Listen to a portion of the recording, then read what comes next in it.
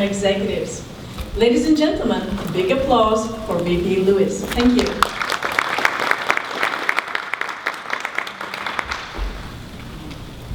Good afternoon, and thank you for allowing us to come and speak today with you all. It's actually an exciting time in our industry right now. Everybody's probably familiar. Logistics has been big in the news, so it's going to be, hopefully this is an interesting topic for everybody. It's definitely an exciting time in our world, trying to meet the challenge of all the imports that are currently inbound. I'll start out today just talking a little bit about who we are and what we do, and then I'll go through kind of where we were a year or so ago, leading up to it, where we are today, and then where technology and some of the components that come into it from labor management, leadership, how that folds into how we are accomplishing that task as we go forward. But we're Cooper Ports America, CPA, our trade name. We're a group of companies that was basically came together in 2016. 5 companies, Cooper and Ports America, merged together to become 50-50 partners. From the 50-50 partnership, we bought out 3 other competitors in the Houston metropolitan area to form one company, CPA. Our primary core business is stevedores, low cargo ships, and terminal operators and CFS operators behind that. So at that time, business, we had just gone through tariffs on steel, economy was coming down in oil and gas, which drives a lot of what we do. And so we were trying to find a way to survive. What do we need to do? So we pulled the companies together, which created one of the largest stevedoring companies, terminal operators here in the Gulf Coast. And then with the backing of our parents, Cooper, Ports America, and Cooper and Ports America were the largest in the country. So, but that gave us the platform to do what we're able to do now. Primarily, we're a stevedoring and terminal operator.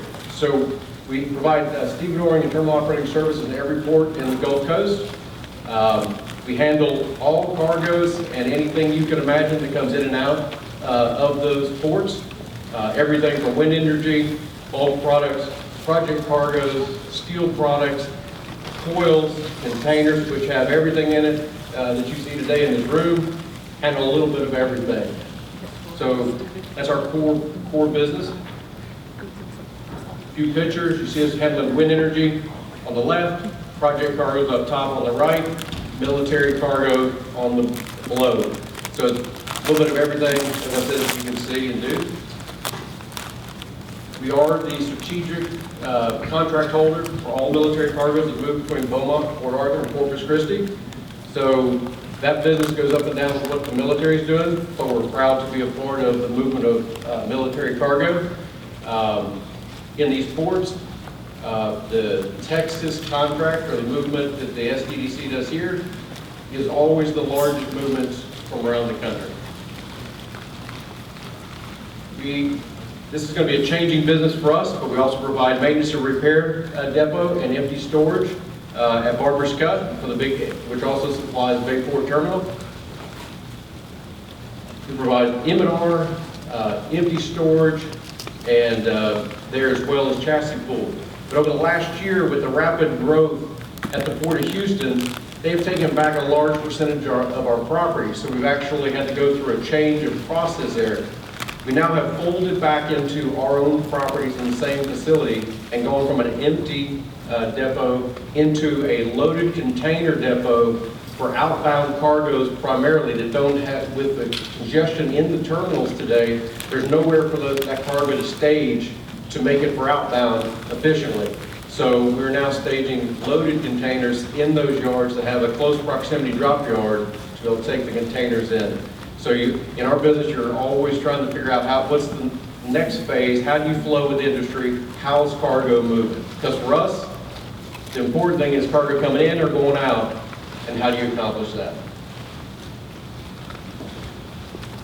Truck brokering and logistics is a new business we got into roughly 2.5 years ago now. Our parent company was actually shutting down their truck brokerage business. So as they shut down their truck brokerage business, we said, why would you do that? Can we take that business in-house? We touch cargo first. We have all the information first. And that model will help us reposition ourselves, rebrand ourselves, and give us another opportunity to grow, but provide logistics services to all of our customers. So I'll talk a little bit more about that in a minute, the growth that one business has done for us from where it started 2 years ago to where we are today.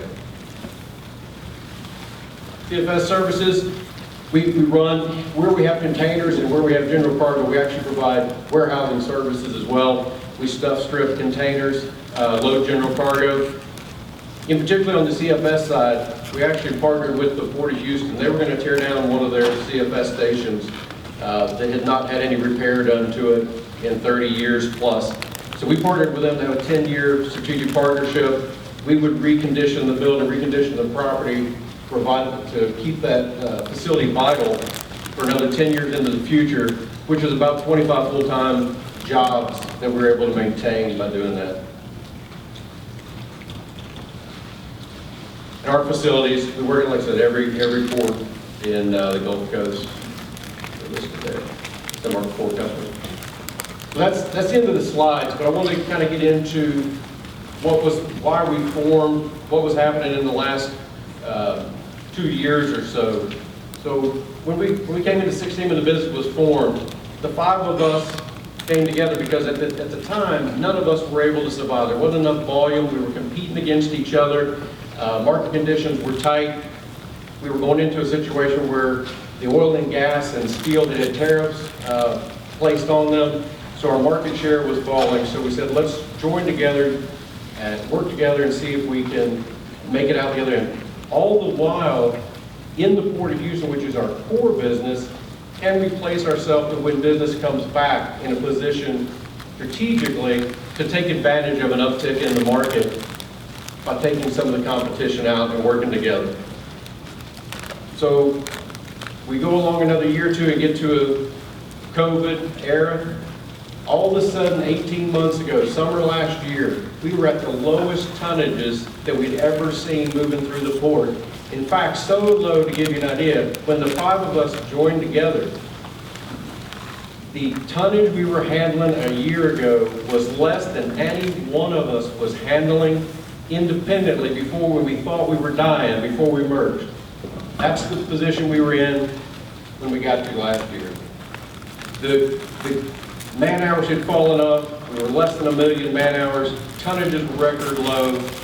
2 ships or so at any given time when we have 18 docks available to work wasn't good. Then we go through and we say, where do we accelerate to where we are now?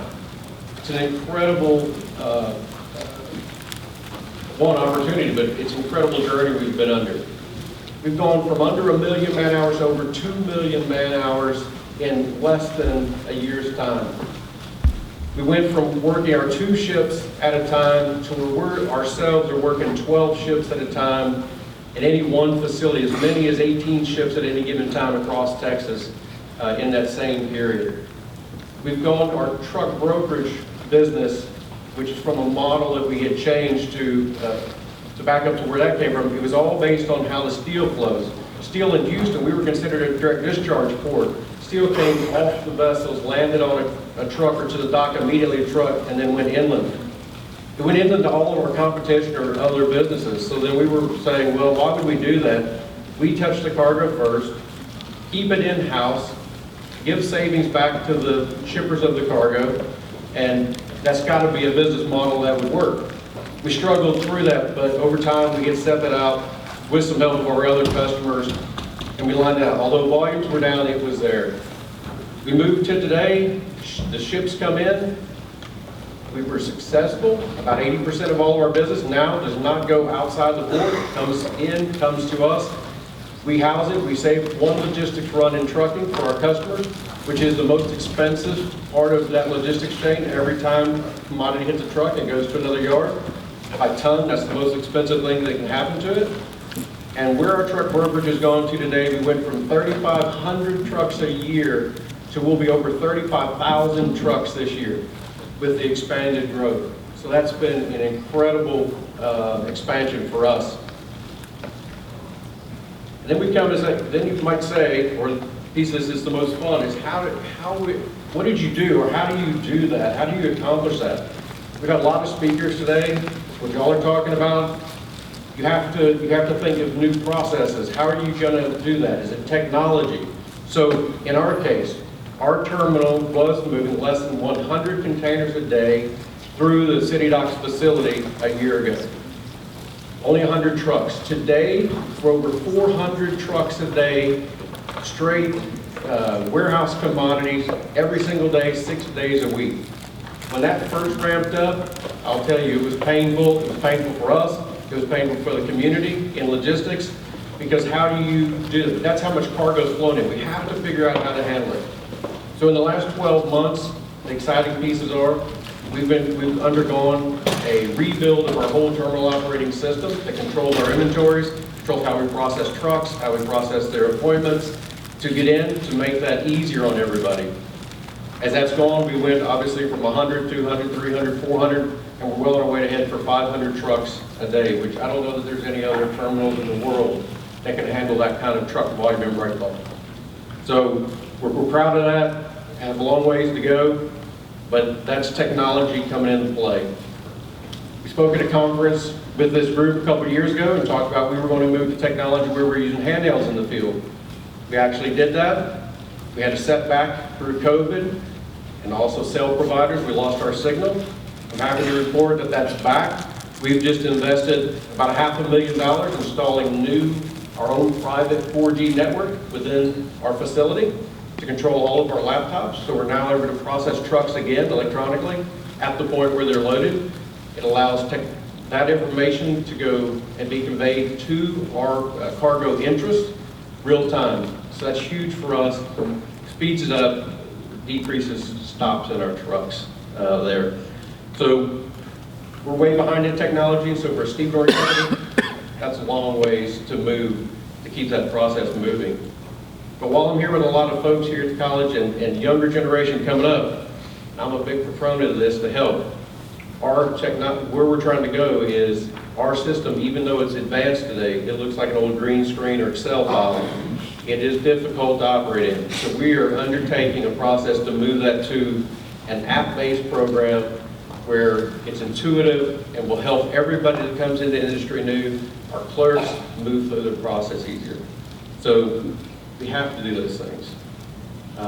Development, we've also added over 100 acres of property in the last 12 months, which was all greenfield. It's now all developed property to handle breakbulk cargo in partnership with the Port of Houston.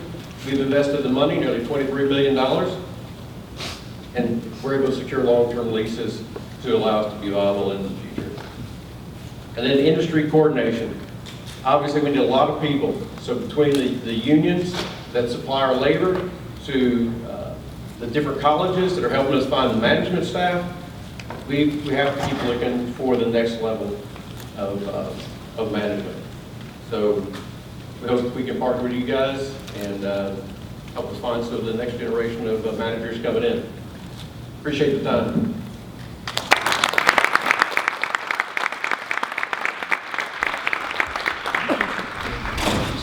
And we have a question for you.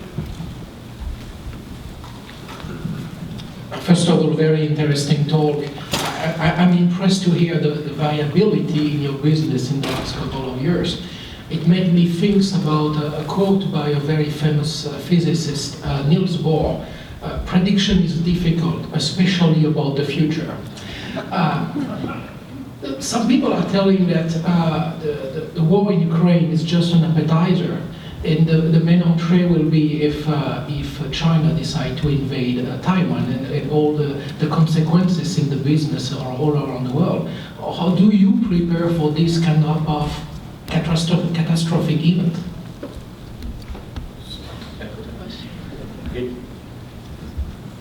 I don't know if you can prepare for an event like that, but we're in our industry, whether it's changes in commodity mix, whether it's tariffs hitting you, whether it's change to wind energy like we're doing today, for us, having a group of people that will think through process, how do we improve it, when it's coming, you may not be ready for it, but how fast can we react to it, can we make those improvements, and then ultimately provide the service we need or logistics back to get it done. And that's the key. Thank you. I got a question. Port of Freeport's proceeding to become the only deepwater port on the entire Gulf Coast of Mexico. To be able to accommodate the largest container ships, et cetera. How do you see that impacting this area? I don't know if you'll like my response, but I'll give it to you like I've told Phyllis or anybody else, I guess, at the port. I don't know, I've been here 30 years, and I'm a big proponent of the Port of Freeport. I've operated down there for many years. I don't know if the Port of Freeport will be able to challenge, deepwater or not, I don't know if they'll be able to challenge, at least in the next 10, 15 years, to be the container hub of the world. Freeport has done the right things to place themselves very strategically. I think from the Ro-Ro, saw Volkswagen's announcement, you know what's happening down there on that front. I think containers and maybe a feeder service of containers into Freeport with containers will happen. But it's going to be the Ro-Ro feeder service and containers that's going to actually help Freeport. It's going to be that niche. They'll be very successful at it because nobody else can do it, because y'all have done the things with unit train capacity in there, with the amount of space you have there. I just don't know if it's going to be Chase Houston for containers, if I'm being honest. Okay. Great news about the amazing state of Texas is that we have potential for everyone to grow. Oh, for sure. Great. Thank you so much. A big applause for